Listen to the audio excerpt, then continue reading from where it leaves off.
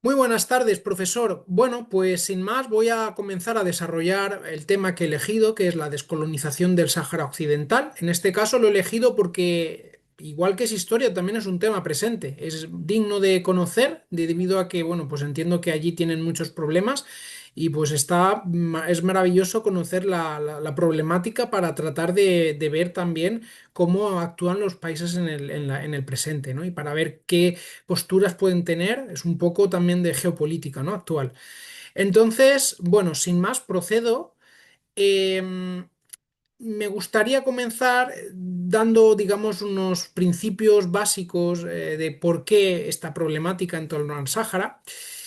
Comienza todo con el descubrimiento de Canarias en 1312 y su posterior conquista en 1404, al necesitar unas rutas comerciales que atravesasen, pues, o que conectasen la costa, o sea, que se conectasen desde la costa africana, ¿no? La costa del Sáhara fue un enclave idóneo para establecer esas rutas comerciales. Es así que la corona castellana construye la fortaleza de Santa Cruz del Mar de la Pequeña. O sea, perdón, la fortaleza de Santa Cruz de la Mar Pequeña, que va a resistir muchos ataques de los nativos de la zona, que incluso al final esos nativos acabarían siendo vasallos de la corona castellana. Esa influencia se desarrollaría al final, como aquí marcan en la imagen, desde el Cabo Bojador hasta Cabo La Güera, que prácticamente estamos hablando de, para la época, una extensión bastante importante de terreno. Pues seguiría así hasta el año 1524 con esos vasallajes y esas influencias, pero en 1524 esa fortaleza de Santa Cruz de la Mar es destruida y la corona castellana o España pues ya no tiene tanto interés en estos territorios. Hay que pensar también que se había descubierto América y se estaba desarrollando una expansión por América. Por lo tanto, era allí donde donde residía el foco de la importancia del adquirir territorios, ¿no? Esta zona quedaría, digamos, aislada durante un tiempo hasta 1884, que coincide con el colonialismo, digamos, en el momento en el que Europa quiere repartirse a África, quizá por temas de prestigio, ¿no?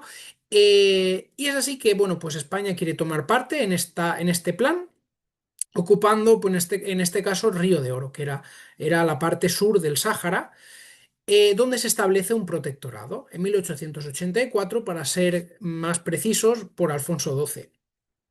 A su vez, unos años más tarde, en 1912, aunque esto ya se salga un poquito del Sáhara, pero también nos va a interesar para conocer cuáles son los intereses desde los que quería partir Marruecos y hacia dónde quería ir, porque Marruecos, posteriormente hablaremos de ello, tiene un papel o sea, un papel fundamental dentro de la autodeterminación del Sáhara, ¿no? Pues bueno, España y Francia establecen el protectorado de Marruecos. El protectorado español, como se puede observar en la imagen, abarcaría la zona naranja en la parte norte y el protectorado francés sería la parte azul. Quedaría un pequeño territorio en la parte norte también, que sería la ciudad internacional de Tánger. Y bueno, también pues comentar que en 1916, 4 años después de establecer esos protectorados, el protectorado en sí de Marruecos, pues España conquista el Cabo Jubí, que sería la parte naranja inferior en el mapa, donde se puede observar aquí.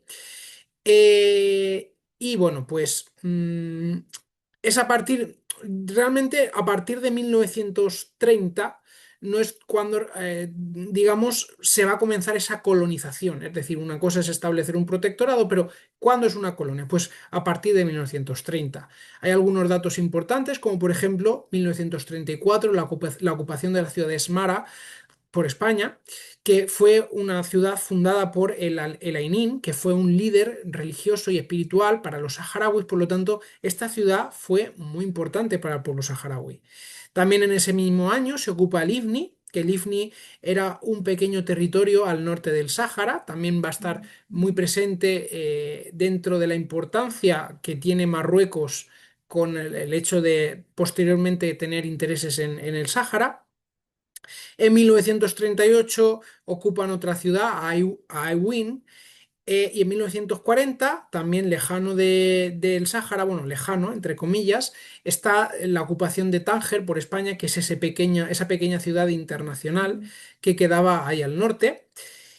En 1946 se crea el gobierno de África Occidental Española y justo 10 años o sea, posteriores, Marruecos se independiza, con, digamos, todo este panorama, todo este escenario de anexiones diplomáticas, colonizaciones, conquistas, pues Marruecos se independiza. Y Marruecos va a tener un papel muy importante dentro de esto, puesto que lo primero que quiere hacer Marruecos es, digamos, adoptar, bueno, lo primero que hace es adoptar una política expansionista.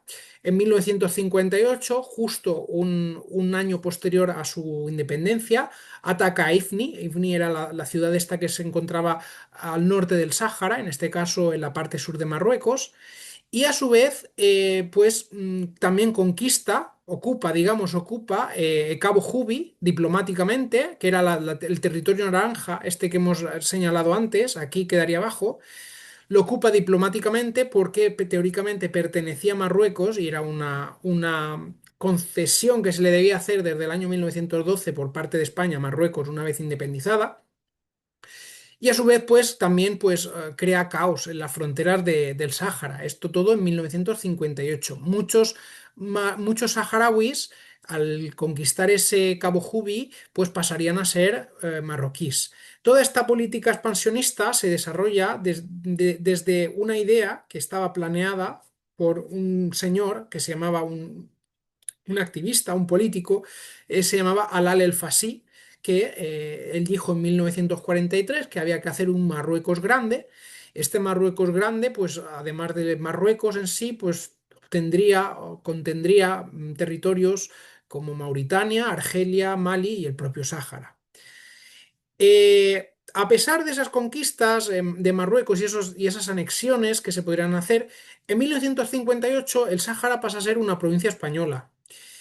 Eh, en 1958, perdonad, Marruecos atacaba a Ifni, es que se me ha olvidado decir eso, pero lo voy a decir ya. Atacaba a Ifni, pero no lo conquistaba. Era 10 años posteriormente cuando sí que lo conquistaba. Aunque hay que señalar que en 1958 las tropas españolas, y debido a que ya no podían mantener Ifni o se las veían ver que no lo iban no lo iban a poder contener, fueron abandonándolo. Por lo tanto, sí es cierto que en 1968 Marruecos lo conquista. A su vez, también la ONU entra. La ONU comenzaba a presionar a España para que no, para que lo, para que descolonizara el Sáhara. En 1973, unos años posteriores, se crea el Frente Polisario, que es, digamos, una organización paramilitar que lucharía por mantener o por crear un Sáhara libre. En 1973 muere Carrero Blanco, lo que hace que España se considere, o sea, se convierta en una nación un poquito más débil, que a su vez también coincidía con los últimos años de Franco.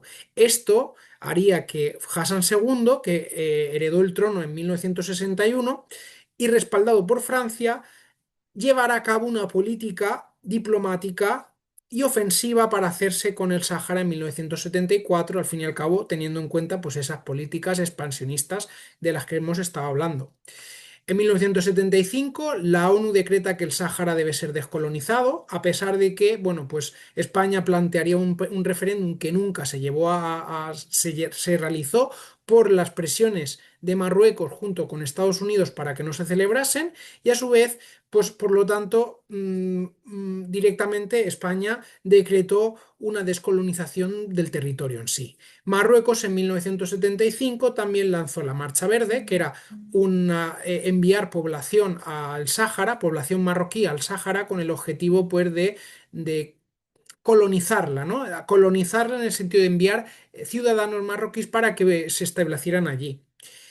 Y pues por lo tanto, pues crear también problemas dentro de la población saharaui.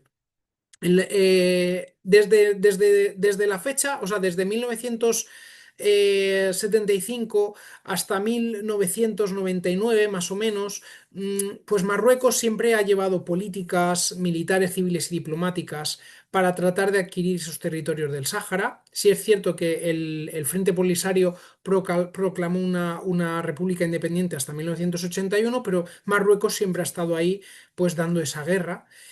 Fue en 2020, ya para ir terminando, fue en 2020 donde Donald Trump reconocía la soberanía de Marruecos sobre el Sáhara, que esto es muy importante por el hecho de que, pues efectivamente, nunca antes se había pronunciado un país tan importante sobre este hecho.